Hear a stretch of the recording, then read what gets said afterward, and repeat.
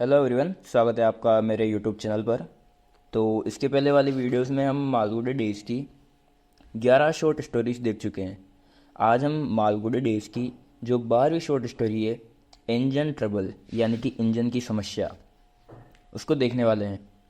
तो अगर अभी तक आपने मालगुडी डेज़ की इसके पहले वाली 11 शॉर्ट स्टोरीज नहीं देखी है तो मैंने अपने चैनल पर प्लेलिस्ट बना रखी है, और अगर आप चाहें तो इस वीडियो की डिस्क्रिप्शन में जाकर भी लिंक देख सकते हैं और वहाँ जाकर इसके पहले वाली जो 11 शॉर्ट स्टोरीज़ हैं उनको ज़रूर देखें। तो आज हम देखने वाले हैं मालगुडी डेज़ की, जो कि आर के नारायण की है, उसकी 12वीं शॉर्ट स्टोरी इंजन ट्रबल यानी कि इंजन की समस्या।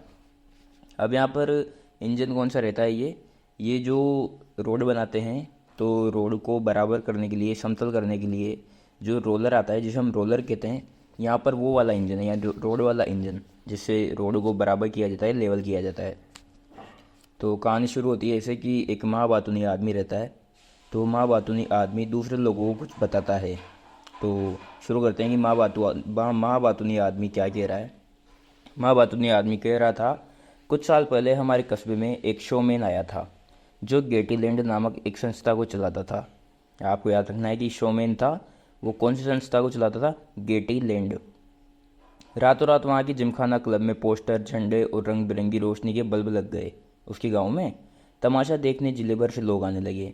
शुरू होने के एक हफ्ते बाद ही उन्हें हर रोज़ 500 रुपये की आमदनी होने लगी। इसमें तरह तरह के खेल, जादू और तमाशे दिखाए जाते थे। 2 आने का टिकट खरीद कर हम तोतों के करतब से लेकर मौत के कुएं में मोटरसाइकिल के गोल चक्कर दौड़ देखते थे। मतलब कि वो सब तरह के देखते, 2 आने का टिकट लेते थे, तोतों का करतब, मौत की कुएं में मोटरसाइकिल के गोल चक्कर, ये सब देखते थे। इसके अलावा वहाँ तरह तरह की लॉटरी और गैलरी थी, जिनमें 1 आना खर्च करके आप 100 रुपये तक इनाम जीत सकते थे। वहाँ पर लॉटरी भी थी। शो का एक कोना बहुत ज़्यादा लोगों से भरा रहता था। यहाँ 8 आने का टिकट लेकर तरह तरह की बड़ी चीज़ें जैसे पिन कुशन, सिलाई की मशीन, कैमरे, सड़क कूटने का इंजन, वही रोलर, सड़क कूटने का इंजन, ये सब इनाम थे। सिलाई मशीन थी, कैमरे थे, और सड़क कूटने का इंजन यानी कि रोलर, और पिन कुशन, ये सब थे। एक दिन उन्होंने टिकट नंबर निकाला 1005, जिसका आधा हिस्सा मेरे पास था। यानी कि माँ बाप ने आदमी कह रहा है कि मैंने टिकट ले लिया था, वो जो लॉटरी का टिकट था वो मैंने ले लिया था, और उन्होंने नंबर निकाला 1005, और वो 1005 का टिकट मेरे पास था। इनाम की चीज़ों पर नज़र डालते हुए उन्होंने कहा कि सड़क का इंजन मुझे इनाम मिला है, यानी कि जो रोलर था वो कि मुझे इनाम मिला है। ये सब माँ बातूनी आदमी बता रहा है। अब मुझसे ये पूछिए कि इनामों में रोड इंजन जैसी चीज़ कैसे शामिल हो गई? यह बताने के लिए मुझे काफ़ी मेहनत करनी पड़ेगी। खैर, यह सुनकर मैं स्तब्ध हो गया। लोग मुझे कुछ ऐसे देखने लगे मानो कि मैं कोई जानवर हूँ। कहीं हंसकर कहने लगे, क्या करेगा इस रोड इंजन का?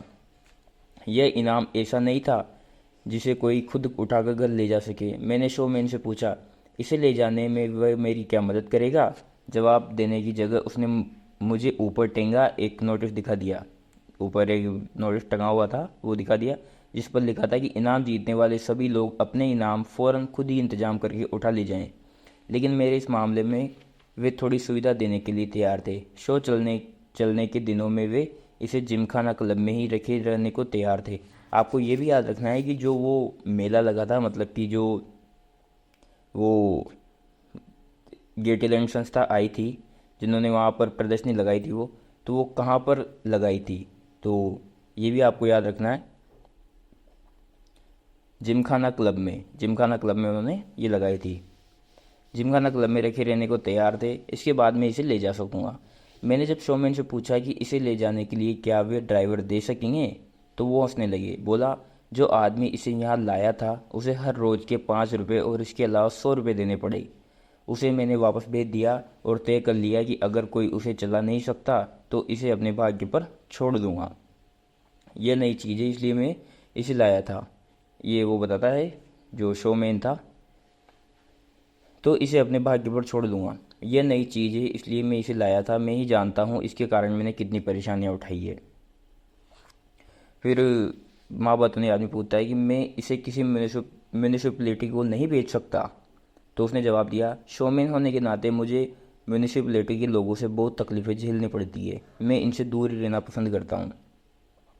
मेरे दोस्त और परिचित आ आकर इस इनाम से के लिए मुझे बधाइयाँ देने लगे। वहाँ वो अपने आदमी कह रहा है, यह कोई नहीं जानता था कि इस इंजन से कितना पैसा मिलेगा, लेकिन सभी कहते थे कि इसकी कीमत बहुत काफ़ी ज़्यादा होनी चाहिए। इसमें लगा लोहा ही बेचोगे तो हज़ारों में बिकेगा। कई दोस्त बार बार ये बात करते। रोज़ मैं जिमखाना क्लब का चक्कर लगाता और इंजन को देख लेता था। मुझे यह बहुत अच्छा लगने लगा था। तांबे से बने इसके हिस्से चमकते हुए बहुत सुंदर लगते थे। मैं पास होकर प्यार से इसे थपथपाता, इसके इर्द गिर्द घूमता और शाम को शो खत्म होने के बाद घर लौट आता। मैं गरीब था, इसलिए सोचता था कि इससे मेरी सब समस्याएं हल हो जाएगी। मैं कितना नादान था, नहीं जानता था कि इससे तो समस्याओं की शुरुआत हुई है। जब शोमैन का तमाशा ख़त्म हो गया तो वह अपना सामान उठाकर चला गया। म्यूनिसिपैलिटी से मेरे पास चिट्ठी आई कि अपने इंजन को वहाँ से उठा लें, मतलब जो जगह थी जिमखाना वहाँ से हटा लें। ये भी आपको याद रखना है कि जो चिट्ठी आई थी यानी कि लेटर आया था, तो वो किस कहाँ से आया था, तो म्यूनिसिपैलिटी से आया था। दूसरे दिन मैं वहाँ गया तो इंजन बेचारा अकेला खड़ा था। आसपास कोई नहीं था, चारों तरफ ज़मीन पर कूड़ा करकट बिखरा पड़ा था, लेकिन अकेला होने पर भी यह बिल्कुल सुरक्षित था। मैं समझ नहीं पा रहा था कि इसका क्या करूं, इसलिए कई दिन तक इसे वहीं खड़ा रहने दिया।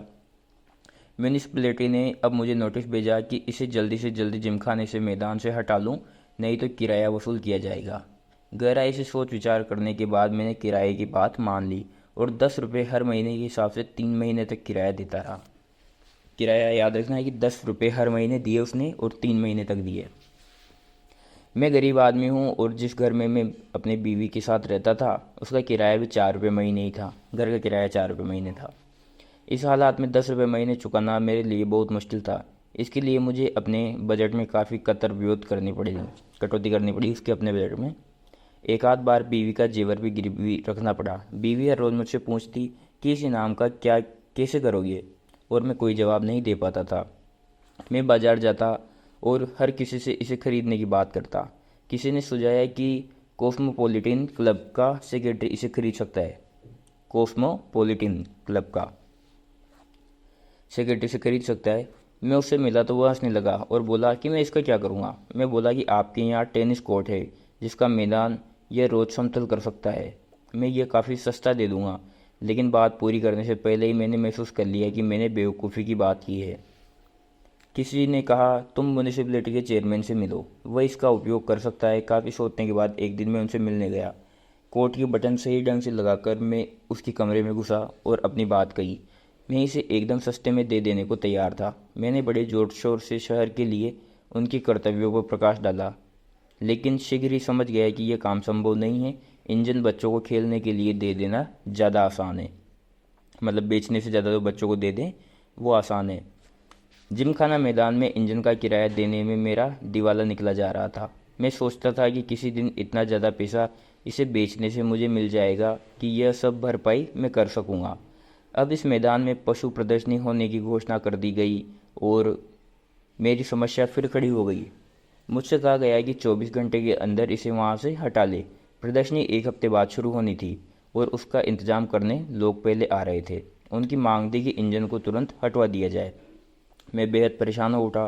50 मील के इलाके में कोई आदमी ऐसा नहीं था जो इंजन के बारे में कुछ राय दे सके। सड़क से गुजरते हर बस ड्राइवर से मैं बात करता, लेकिन कोई नतीजा नहीं निकल रहा था। मैं स्टेशन मास्टर से भी मिला कि वह मालगाड़ी के ड्राइवर से यह काम करा दे, लेकिन इस ड्राइवर ने कहा कि उसे देखने के लिए अपना ही इंजन काफ़ी है और बीच में किसी स्टेशन पर रुककर वह यह काम कैसे कर सकता है। इस बीच म्यूनिसिपैलिटी का दबाव जारी था। मैं विचार करता रहा। मंदिर के पुजारी से मिलने का फैसला किया कि वह मंदिर के हाथी की सहायता से इंजन को हटवा दे। उसने मेरी बात मान ली। फिर मैंने 50 कुली किराए पर लिए। ये भी याद रखना है आपको, कितने कुली किराए पर लिए, 50 कुली किराए पर लिए, जो इंजन को पीछे धकेलते। आप सोच सकते हैं कि इसमें मेरा कितना पैसा लगा होगा। हर कुली को एक दिन के 8 आने देने थे।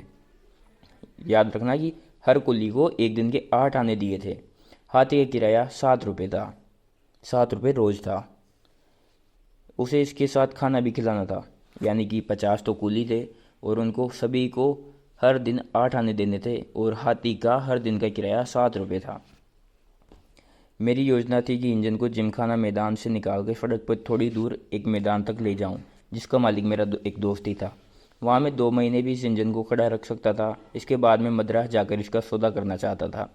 इसी के साथ मैंने जोसेफ नामक एक नौकरी से निकाले बस ड्राइवर की भी सहायता ली। बस ड्राइवर कौन था जो नौकरी से निकाला गया था? उसका नाम था जोसेफ। सहायता ली। उसने कहा कि वह सड़क इंजन के बारे में कुछ नहीं जानता, लेकिन अगर उसे सड़क पर किसी तरह चलाया रखा जाए तो वह उसे मैदान में पहुंचा कर खड़ा कर देगा। मतलब अगर उसे किसी तरह से धक्का देकर चलाया जाए तो उसे मैदान तक पहुंचा देगा। यह मज़ेदार दृश्य था। मजबूत रस्सों से बंधा हुआ हाथी इंजन को खींचता हुआ, पीछे से 50 तगड़े मजदूर उसे धक्का लगाते और भीतर बैठा जोसेफ उसे चलाने की कोशिश करता। भारी भीड़ जुटाई और यह तमाशा देखने लगी। इंजन सरकने लगा। यह मेरे जीवन का सबसे महत्वपूर्ण क्षण था। जब यह जिमखाने से निकलकर सड़क पर पहुंचा तो इसका व्यवहार बदल गया। आगे सड़क पर सीधे चलने के बजाय अब इसने टेढ़े मेढ़े होकर चलना शुरू कर दिया। अब यह उछलने भी लगा, हाथी से एक तरफ खींचता। जोसेफ यह जाने बिना कि किधर जाना है, पहिए को सारा जोर लगाकर घुमाने में लगा था। पीछे धक्के लगाते 50 कुली भी जिधर समझ में आता उधर धकेलने में लगे थे। इस अगल बगल उल्टी सीधी धक्केबाजी में इंजन जिस मैदान में उसे जाना था वहां न जाकर दूसरी तरफ खड़ी एक 4 दीवारी से टकरा गया और उसका काफ़ी नुकसान हो गया, हिस्सा तोड़ दिया उसका। यह देखकर भीड़ ने एक लंबी चीख मारी। भीड़ के व्यवहार से परेशान हाथी जोर से चिंगाड़ा और रस्सी तोड़कर अलग हो गया। वह भी दीवार से जा टकराया और उसका दूसरा हिस्सा भी ध्वस्त कर दिया। एक हिस्सा तो इंजन ने तोड़ दिया दीवार का, और दूसरा हिस्सा दीवार का हाथी ने तोड़ दिया। 50 कुली डर कर भाग निकले। भीड़ भी उपद्रव मचाने लगी। किसी ने मुझे जोर से थप्पड़ मारा। यह दीवार का मालिक था। थोड़ी देर में पुलिस वहां आ गई, मुझे पकड़कर ले गई, और जब मैं हवालात से बाहर आया मेरे सामने ये बहुत से कामों की सूची पकड़ा दी गई। दीवार का जो हिस्सा टूटा है उसे बनवाओ, जो 50 कुली भाग गए थे उनको पैसे देना। यद्यपि उन्होंने यह नहीं बताया था कि काम न करने पर भी उन्हें पैसे क्यों दिए जाएं, लेकिन उनको पैसे देने थे। इंजन चलाने के लिए जोसेफ को फीस देनी थी। दीवार से टकराने से हाथी का जो चोट लग गई है उसके इलाज के लिए पैसा देना था। यद्यपि मंदिर के मालिक ने मेरी यह बात नहीं सुनी कि हाथी को दीवार तोड़ने के लिए नहीं लाया गया था। और 5वां काम था कि इंजन को यहाँ से हटाकर उसकी सही जगह पर पहुँचाना। यानी कि 5 कामों की उसको लिस्ट पकड़ाई, जिसमें एक काम था कि दीवार का हिस्सा सही करो, 50 कुलियों को पैसे दो, इंजन चलाने वाले जोसेफ को फीस दो, और दीवार टकराने से जो हाथी के चोट लगी है उसका इलाज कराओ, और इंजन को अपनी जगह से हटाओ। भाइयों, में सचमुच गरीब आदमी था। अब मैं समझ नहीं पा रहा था कि इन सब कामों के लिए पैसा कहाँ से लाऊंगा। बीवी के पास गया तो वह पूछने लगी, तुम्हारे बारे में ये सब क्या सुन रही हूँ मैं? मैंने विस्तार से उसे अपनी समस्याएं बताई। वह सोचने लगी कि कहीं मैं उसके दूसरे जेवरों को भी मांग कर बेच न दूँ। इसलिए पहले तो वह जोर से चिल्लाई, फिर रोने लगी और बोली कि मैं पिताजी को खत लिख दूंगी और वो आकर मुझे ले जाएंगे। मैं लाचार हो उठा। लोग रास्ते में मुझे मिलते तो देखकर मुस्कुराते। मैं गहराई से यह सोचने लगा कि अपने गांव को क्यों न चला जाऊं। मैंने बीवी को इस बात के लिए प्रोत्साहित किया कि वह पिताजी को जरूर पत्र लिखे, जिससे गांव जाने के लिए मेरा रास्ता साफ हो जाए। मेरी यह योजना कोई जान नहीं पाएगा। मैं लेनदारों को चकमा देकर चुपचाप एक रात यहाँ से निकल जाऊँगा। तभी एक स्वामी जी के रूप में मुझे अचानक कहीं से सहायता प्राप्त हो गई। एक शाम म्यूनिसिपैलिटी के चेयरमैन की अध्यक्षता में शहर के छोटे से टाउन हॉल में स्वामी जी का कार्यक्रम हुआ। इसमें स्वामी जी ने योग की शक्ति की तरह तरह से प्रदर्शन किया। हॉल खचाखच भरा था और लोग चकित होकर ये सब प्रदर्शन देख रहे थे। मैं गैलरी में बैठा था। स्वामी जी ने शीशे का बर्तन तोड़ा, टुकड़े चबा कर दिखाए, फिर वे कील लगे तख्त पर लेट गए। इसके बाद तरह तरह के जहर खा लिए, फिर गर्म लोहे की सलाखों को जीभ से चाटा, लोहे की कीले दांतों से चबाकर निकल ली, दिल की धड़कन रोक ली और जमीन में गड्ढा खुदवाकर उसमें जा बैठे, ऊपर से मिट्टी डलवा दी। हम सब आंखें फाड़े यह करतब देख रहे थे। इसके बाद उसने एक भाषण दिया और बताया कि वह अपने गुरु का संदेश जनता तक पहुंचाने के लिए ये करतब दिखाता है। उसने कहा कि इससे उसे संतोष के अलावा और कुछ हासिल नहीं होता। इसके बाद उसने घोषणा की कि अब वह अपने कार्यक्रम का सबसे महत्वपूर्ण प्रदर्शन प्रस्तुत करेगा। वो जो साधु था वो। इसके बाद उसने चेयरमैन की तरफ देखकर कहा, आपके पास कोई सड़क इंजन है? इसे मैं अपनी छाती पर चलाकर दिखाऊंगा। ये उसने कहा साधु ने। चेयरमैन ये सुनकर जरा शर्माया और कहने लगा, नहीं, हमारे पास रोड इंजन नहीं है। फिर स्वामी जी ने जोर देकर कहा, मुझे रोड इंजन जरूर चाहिए। चेयरमैन ने उसे यह कहकर फुसलाया चाहा कि उसके लिए ड्राइवर भी नहीं है। स्वामी ने उत्तर दिया, कोई बात नहीं, मेरा असिस्टेंट सब तरह की गाड़ियां चला सकता है। यह सुनते ही मैं गैलरी से उठकर खड़ा हो गया और जोर से चिल्लाया, बोला, रोड इंजन आप इनसे मत मांगिए, मुझसे मांगिए। मिनट भर में मंच पर जा पहुंचा और इस आग आग खाने वाले की ही तरह महत्वपूर्ण आदमी बन गया। भीड़ तालियां बजाने लगी, जिससे मुझे बड़ी प्रसन्नता हुई। चेयरमैन मुझसे पीछे पड़ गए। तब तय हुआ कि रोड इंजन देने के बदले उनका आदमी उसे वहां पहुंचा देगा जहां मैं चाहता हूं। मैंने यह भी सोचा कि इसके लिए कुछ पैसा भी वसूल कर लूं, लेकिन जो आदमी यह सब काम बिना कुछ लिए कर रहा है, उससे पैसा मांगना मुझे अच्छा नहीं लगा। शीघ्र ही सारी भीड़ हॉल के बाहर निकलकर जिमखाने के मैदान में जा खड़ी हुई, जहाँ यह करतब दिखाया जाना था। स्वामी का असिस्टेंट इस सब तरह की गाड़ियों के इंजन चलाने में माहिर था। जरा सी देर में मेरा रोड इंजन खटखट करता वहां पहुंच गया। यह दृश्य देखने लायक था। स्वामी जी ने 2 तकिए मंगवाए, एक अपने सिर के नीचे रखा, दूसरा पैरों के नीचे। फिर उन्होंने किसी प्रकार इंजन उनके शरीर के ऊपर से चलाया जाएगा ये आदेश विस्तार से दिए। उन्होंने अपनी छाती पर खड़ी या मिट्टी के एक निशान बनाया और कहा कि इंजन ठीक इसी जगह से गुजरना चाहिए, इसके 1 इंच भी इधर उधर नहीं। इंजन ने फिस फिस की आवाज़ निकाली और वह इंतजार करने लगा। लोग यह देखकर दुखी होने लगे। वे सोचने लगे कि यह करना ठीक नहीं है। अब स्वामी जी तकिए पर लेट गए और बोले, जब मैं ओम कहूँ इंजन चला देना। फिर उन्होंने आंखें बंद कर ली। लोग तनाव में भरे देखते रहे। मैं बड़े ध्यान से यह सब देख रहा था। आखिरकार अब मेरा रोड इंजन चलने वाला था। तभी एक पुलिस इंस्पेक्टर हाथ में भूरा लिफाफा लिए भीड़ में दाखिल हुआ। उसने हाथ उठाकर स्वामी जी के असिस्टेंट को इशारा किया और बोला, मुझे अफसोस है, लेकिन आपको यह करने की इजाज़त नहीं है। मजिस्ट्रेट साहब ने हुक्म जारी किया है कि यह करतब नहीं दिखाया जा सकता। स्वामी जी उठे। लोगों में सनसनी फैल गई। उन्होंने गुस्से से भरकर कहा, मैं यह क्रिया सैकड़ों जगह दिखाकर आ चुका हूँ और कहीं मुझे रोका नहीं गया है। मैं जो भी करना चाहता हूँ वह सब करने के लिए स्वतंत्र हूँ। मेरे गुरु की आज्ञा है कि मैं योग की सब क्रियाएं देश भर के लोगों को दिखाऊं। आप मुझे रोकने वाले कौन होते हैं? फिर इंस्पेक्टर ने ऑर्डर का कागज सामने कर दिया और कहा, मजिस्ट्रेट साहब ये आज्ञा दे सकते हैं। फिर उसको ये आपको इस तरह दूसरों के कामों में दखल देने का क्या अधिकार है? ऐसा फिर वो साधु कहता है कि उसको या आपको दूसरों के कामों में दखल देने का क्या अधिकार है? फिर जो इंस्पेक्टर है वो कहता है कि यह सब मैं नहीं जानता, मैं मजिस्ट्रेट के हुक्म का पालन कर रहा हूँ। वह आपको पोटेशियम साइनाइड खाने और सीने पर इंजन चलाने के अलावा सब क्रियाएं करने की आज्ञा देते हैं। कौन कौन सी नहीं दी थी आज्ञा? एक तो पोटेशियम साइनाइड खाने की और एक सीने पर इंजन चलाने की। हमारे इस क्षेत्र के बाहर आप ये क्रियाएं भी दिखा सकते हैं। फिर उसने कहा कि मैं इसी क्षण इस पापी नगर से बाहर चला जाऊंगा। स्वामी ने क्रोध में पागल होते हुए कहा और उनका असिस्टेंट भी उनके साथ ही जाने लगा। मैंने दौड़कर असिस्टेंट का हाथ पकड़ा। माँ बात नहीं आदमी कहता है कि मैंने दौड़कर असिस्टेंट का हाथ पकड़ा और कहा, तुम इसे यहाँ तक लाए हो, अब इसे मैदान तक पहुँचा दो। अब उसने अपने हाथ झटके से छुड़ा लिए और बोला, मेरे गुरु इतने नाराज है, अब तुम मुझसे कुछ भी करने के लिए कैसे कह सकते हो? फिर वह चल पड़ा। मैंने कहा, तुम इसे गुरु की छाती के अलावा और कहीं नहीं चला सकते। अब मैंने इंजन को उसके भाग्य पर छोड़कर 1-2 दिन में गांव चले जाने की योजना बनाई। आखिरकार प्रकृति स्वयं मेरी मदद करने के लिए आगे आई। आप लोगों ने उस साल आए भयंकर भूकंप के बारे में जरूर सुना होगा, जिसने उत्तर भारत के कई शहरों को तहस नहस कर दिया था। हमारे कस्बे में भी उसने कुछ कर दिखाया था। रात को हम सब चारपाइयों से नीचे आ गिरे। दरवाजे और खिड़कियां जोर जोर से बजने लगी। दूसरे दिन शहर छोड़ने से पहले मैंने सोचा कि एक बार फिर इंजन को देखता चलूं।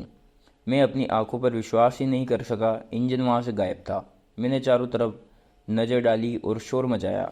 लोग उसे ढूंढने के लिए चारों तरफ गए। इंजन मैदान के एक बेकार कुएं में उल्टा होकर पड़ा था। दरअसल उस रात इतना भयंकर आंधी और तूफान आया कि उसकी वजह से इंजन अपनी जगह से हिलकर और एक जो बेकार सा कुआं पड़ा था उसमें चला गया। मैंने ईश्वर से प्रार्थना की कि अब कोई और परेशानी पैदा न करे, लेकिन मकान का मालिक बाहर आया और यह घटना देखकर दुखी होने के बजाय हंसने लगा। मुझे देखकर बोला, तुमने मेरे लिए बड़ा काम किया है। इस कुएं में शहर का सबसे गंदा पानी इकट्ठा था और म्यूनिसिपैलिटी हर हफ्ते मुझे नोटिस भेज रही थी कि इसे तुरंत बंद कराओ। इसमें बहुत खर्चा आता, जिससे मैं डर रहा था। तुम्हारे इंजन की डार्ट की तरह कुआं बंद कर दिया है। मतलब वो इंजन उस कुएं में ऐसा फिट हुआ जिसे उस कुएं का मतलब मुंह ही बंद हो गया कि इसे यूं ही रहने दो। फिर माँ बाप ने कहा लेकिन लेकिन फिर वो घर का मालिक कहता है कि लेकिन लेकिन कुछ नहीं, मैं तुम्हारे खिलाफ सब शिकायतें वापस ले लूँगा और टूटी दीवार भी खुद बनवा लूँगा। मतलब कि जो वो दीवार टूटी थी वो इसके घर की टूटी थी, तो ये तुम्हारे खिलाफ जो भी शिकायत की वो वापस ले लूँगा और टूटी दीवार भी खुद बनवा लूँगा। फिर माँ बाप ने आदमी कहता है कि लेकिन ये तो काफ़ी नहीं है, मैंने उसे वे सब खर्चे भी गिना दिए जो इंजन के कारण हुए थे। उसने ये सब भी भरने का वादा किया, यानी कि जो भी खर्चा उसने किया था इंजन के लिए वो सारा ही भरने को तो वो आदमी तैयार हो गया। कुछ महीने बाद जब मैं वहाँ से गुजरा, उस कुएं पर मैंने नज़र डाली तो उसका मुंह सीमेंट की तरह बंद था। मतलब कि वो बिल्कुल पैक हो गया था। अब मैंने संतोष की सांस ली और आगे बढ़ गया, और इसी के साथ ये कहानी ख़त्म होती है।